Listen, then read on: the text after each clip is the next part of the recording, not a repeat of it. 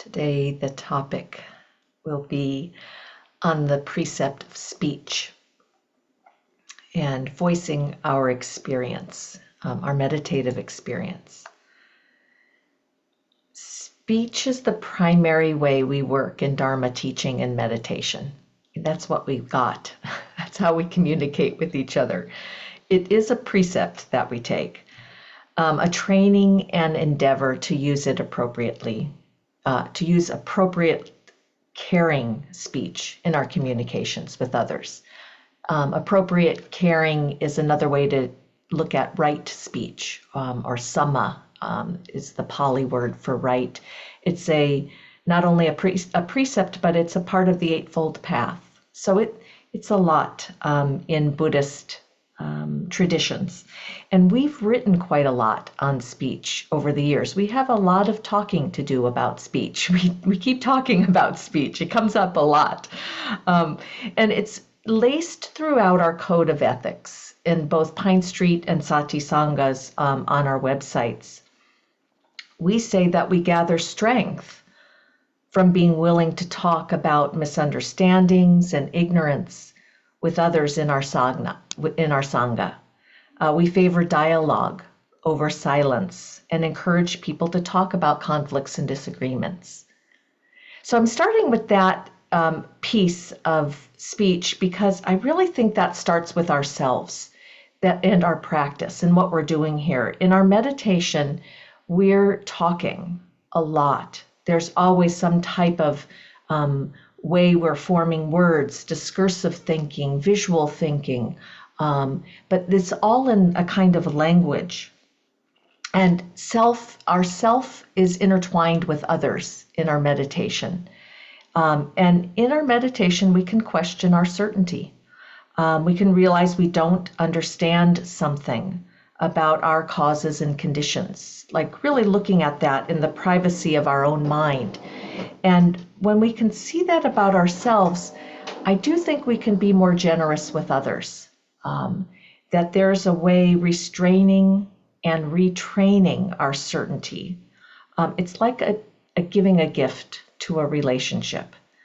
And that in that relationship, we can show how much it matters when we'd be willing to be in the darkness of not understanding or not being certain for a while and let things unfold.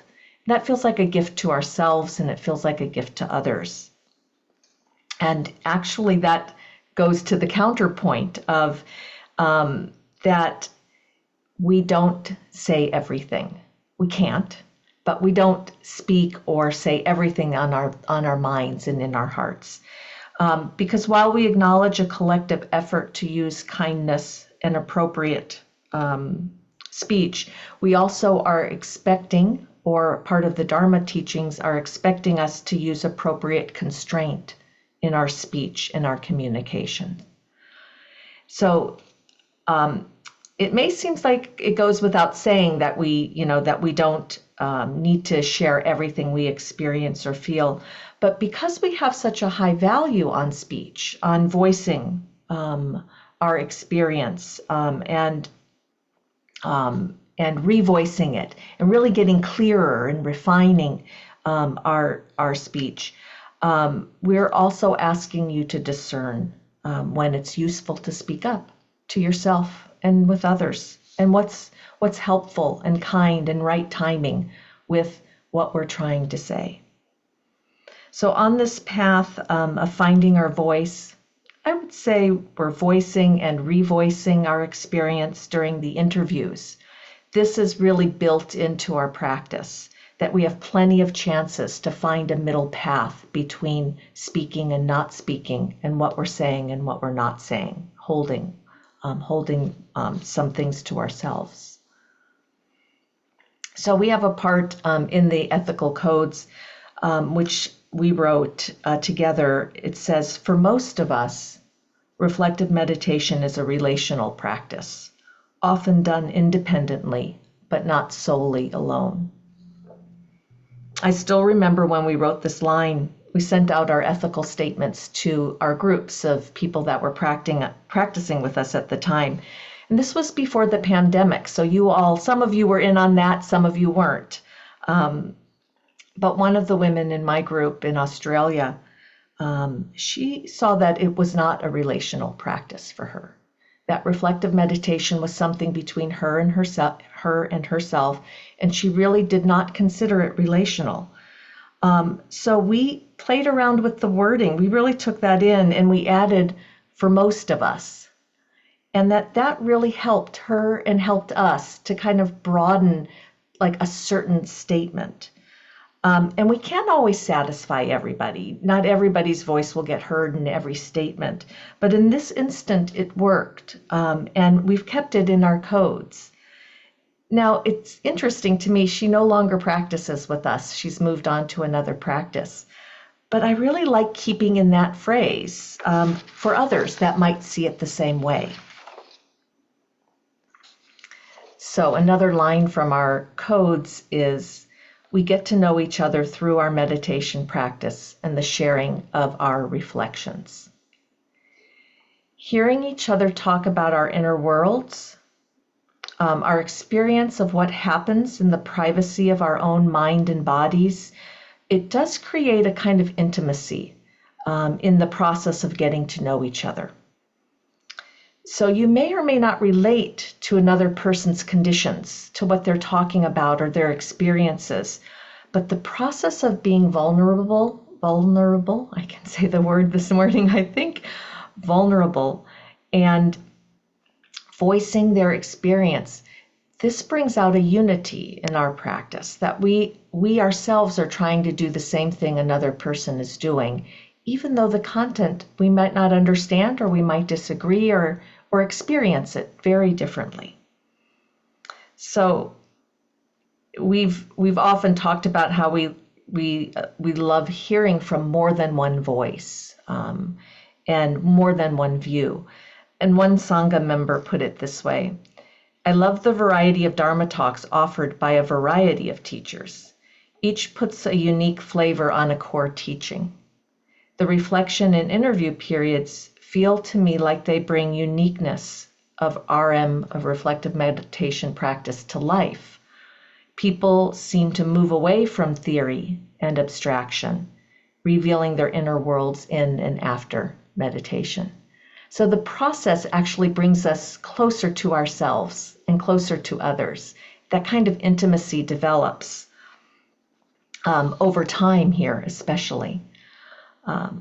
So because of that intimacy, we also wanted to put one other part in our ethical codes, is to include the knowledge of some of our past experiences where that intimacy hasn't developed in closeness. It developed into difference.